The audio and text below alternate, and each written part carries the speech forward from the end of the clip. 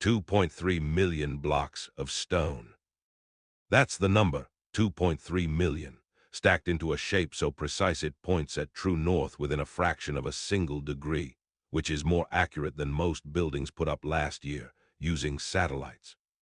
The Great Pyramid of Giza rose 481 feet into the desert sky, and then it just stayed there. It held the record as the tallest structure on Earth for something like 38 centuries. Empires appeared. Empires collapsed. Languages died out entirely, and that pile of limestone in the sand didn't budge. Now here's the part that breaks people's brains. They built it around 2560 BC. No iron, no steel, no wheels worth mentioning for hauling multi-ton stone, no pulleys as we'd understand them. Their sharpest metal was copper, a metal so soft you can bend a copper blade with your hands if you're mildly annoyed. And with that, somehow, they cut, hauled, lifted, and placed an average of one block roughly every few minutes, for about 20 years straight. So you can see why people get a little weird about it. Because when the human mind runs into a number it can't hold, it starts looking for a shortcut, and the shortcuts got creative. Aliens, lost super civilizations, forgotten technology, ancient laser drills apparently. There is an entire industry built on the idea that the ancient Egyptians could not possibly have done this, which, if you think about it for 3 seconds, is a fairly insulting thing to say about the people who actually did it. Here's what's strange, though. We're not missing the answer. That's the thing nobody tells you. Over the last 30 years, archaeologists have dug up the workers' town, their bakeries, their bones, their payslips. In 2013, a French team found a 4,500-year-old diary written by a man who hauled the stone himself. We know his name. So let's do this properly, not the mystery. His name was Murrah. He was a middle-ranking inspector, built, not a priest, not a noble, not anybody history was supposed to remember. He led a crew of about 200 men, and for reasons that were probably deeply boring to him at the time, he kept a logbook. In 2013, a French team led by the Egyptologist Pierre Tollet was excavating at Wadi al-Jarf, a windswept site on Egypt's Red Sea coast. Inside a set of tunnels cut into the hillside, wedged between 2 rocks and tied with string, they found papyrus. It is the oldest inscribed papyrus ever discovered, and it dates to the final years of Khufu's reign, the pharaoh who built the Great Pyramid. So what cosmic secret does the oldest document on Earth reveal? Shipping schedules. I'm serious. Murrah's diary is a work log, day by day, entry by entry, where his crew went, what they loaded, what they delivered. His job was to move limestone from the quarries at Tura across the Nile to the building site at Giza, a trip of roughly 15 to 20 kilometers. His team ran that route 2 or 3 times in every 10-day Egyptian week. And that is precisely why it's one of the most important documents ever found. Because there is no version of the ancient alien theory that survives contact with a man complaining about his delivery rota. But it gets better. Murrah names his boss. He reports to a nobleman called Ankhaf, who oversaw operations at a place the papyrus calls the entrance to the pool of Khufu, essentially the construction headquarters, a logistics hub. There was a chain of command. Somebody was running this like a project because it was a project. And Murrah wasn't alone in the paperwork. Other documents from the same cache are accounts, records of bread, beer, grain, and meat moving to the workforce, laid out, as one historian put it, more or less like a spreadsheet. What was needed, what arrived, what was still owed. Which brings us to the part everyone gets wrong. The slaves. You know the image. Thousands of chained bodies dragging stone under a whip, some overseer screaming, Charlton Heston somewhere in the background. That picture comes to us from the Greek historian Herodotus, who visited Egypt roughly 2,000 years after the pyramid was finished, which is a bit like asking someone today for eyewitness testimony about the Roman Empire. Hollywood did the rest. Then in 1990, a tourist riding a horse across the Giza plateau tripped over a wall.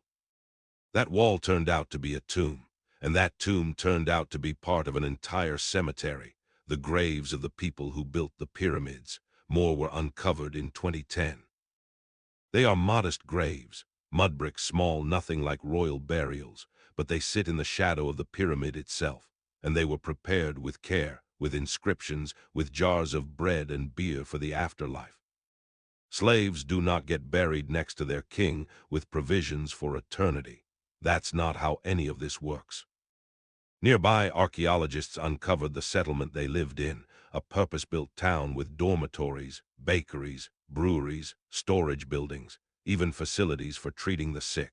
We have skeletons showing broken bones that were set and healed. Somebody splinted these men. Somebody looked after them. The animal bones tell the same story. Cattle, sheep, goats, hauled in from farms across Egypt, slaughtered daily, in quantities that imply a supply chain running the length of the country. Estimates of how much meat moved through that town every single day run into the thousands of pounds, and the workers were eating prime cuts, not scraps. The crews were organized into named gangs, competing with each other, scrawling their team names on the stones. One of them called themselves the Friends of Khufu. That's not the graffiti of broken men. That's a football chant. The picture that emerges is a rotating national workforce. Ordinary Egyptians, cycling in for stretches of service, fed better than they ate at home. Organized So we by know professional overseers. now for the part and that honored actually in depth keeps engineers up at night. Not slaves, because knowing that human aliens. beings did it doesn't make the Staff. arithmetic any friendlier. 2.3 million blocks.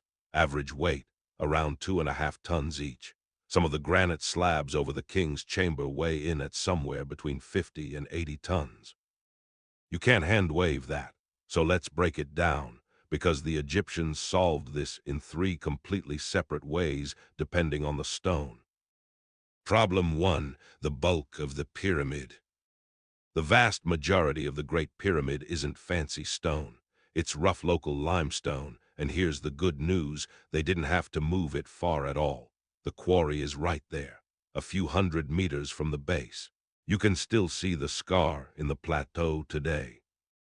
So for most of that terrifying 2 million block figure, the transport problem is drag it uphill across the site, which is still brutal, but it's not mystical.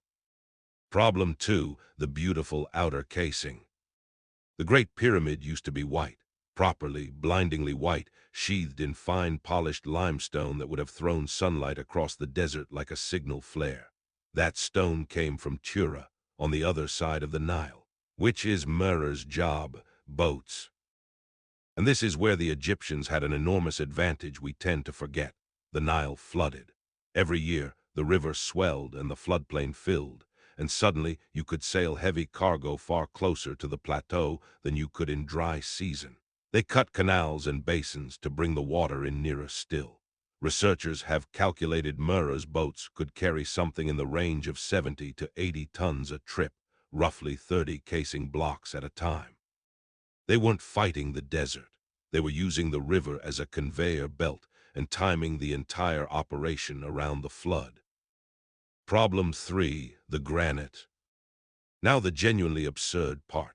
The granite in the king's chamber didn't come from down the road. It came from Aswan, around 800 kilometers up the Nile. Enormous beams, some of them well over 50 tons, floated the length of Egypt on wooden barges. That's not a mystery. That's just an unbelievably good day at the office. But that still leaves the last leg, getting a multi-ton block off a boat and across open ground. And for a long time, the honest answer was that we weren't sure. Then physicists got involved. There's a wall painting in the tomb of a governor called Jehutihotep. It shows a colossal statue on a wooden sledge being hauled by rows of men, and standing at the very front of the sledge is a single figure pouring liquid onto the sand. For years, Egyptologists assumed that was ceremonial, a blessing, symbolic. In 2014, a team led by Daniel Bahn at the University of Amsterdam published a paper in Physical Review Letters testing what actually happens when you drag a weighted sledge across sand. Dry sand piles up in front of the runners, it heaps, it drags, it fights you. Wet it slightly and the water forms tiny bridges between the grains. The sand stiffens, The heap stops forming, the sledge glides. They're finding, with the right amount of water, a couple of percent, you cut the pulling force roughly in half. Have it, same stone, same men, half the effort. And too much water ruins it again, so they had to hit a fairly narrow window, which means somebody worked this out and standardized it. That man in the painting wasn't performing a ritual. He was operating the machinery. And once you accept that these people were running controlled experiments in friction 4,500 years ago, two problems left, they couldn't possibly have understood the mystery crowd argument starts to look very thin, and how did they get it up there? Start with cutting.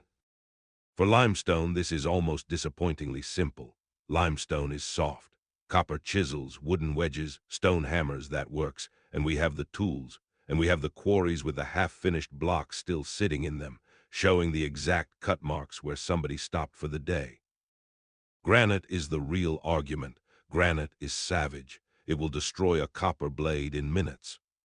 So the claim goes, the drill holes and saw cuts in Egyptian granite are too precise, too fast, too clean for copper.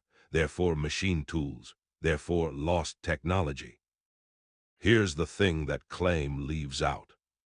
The Egyptians weren't cutting granite with copper, they were cutting it with sand.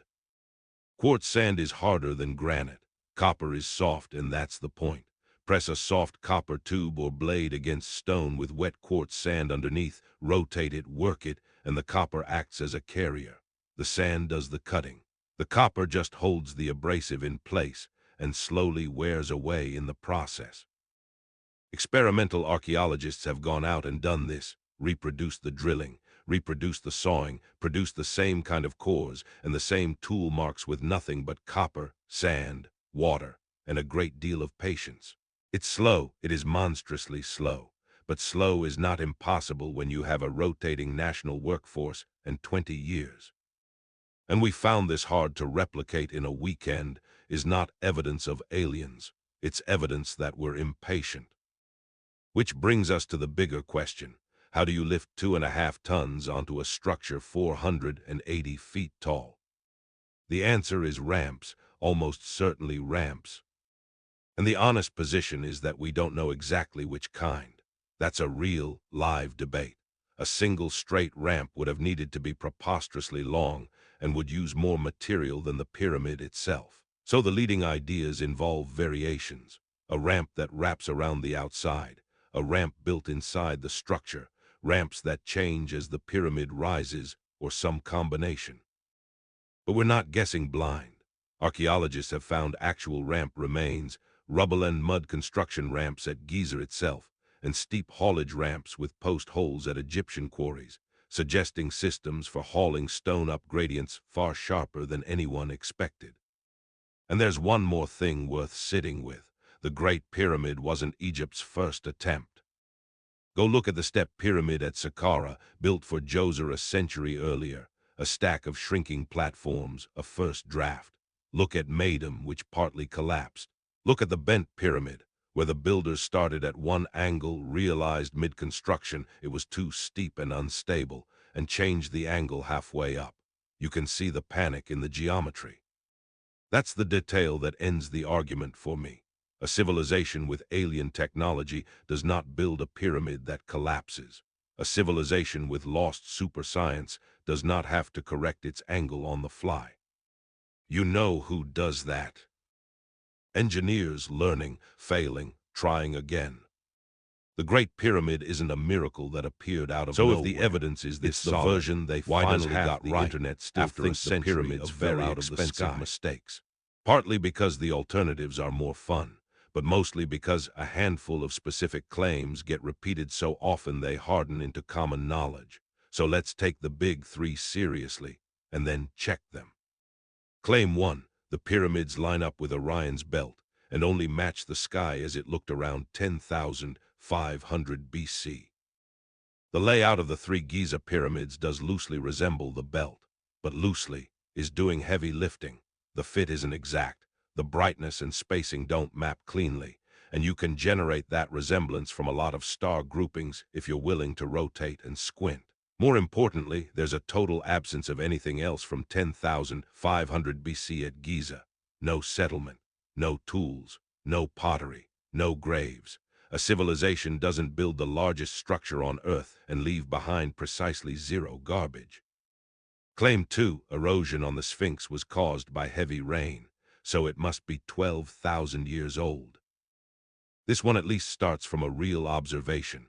The weathering on the Sphinx enclosure genuinely does look different, but geologists have offered other explanations that don't require rewriting history.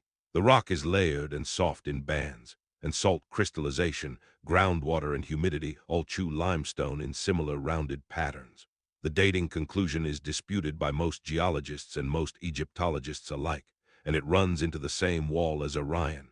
No civilization, no artifacts, nothing. Claim 3, there's no soot inside the pyramid, so they must have had advanced lighting.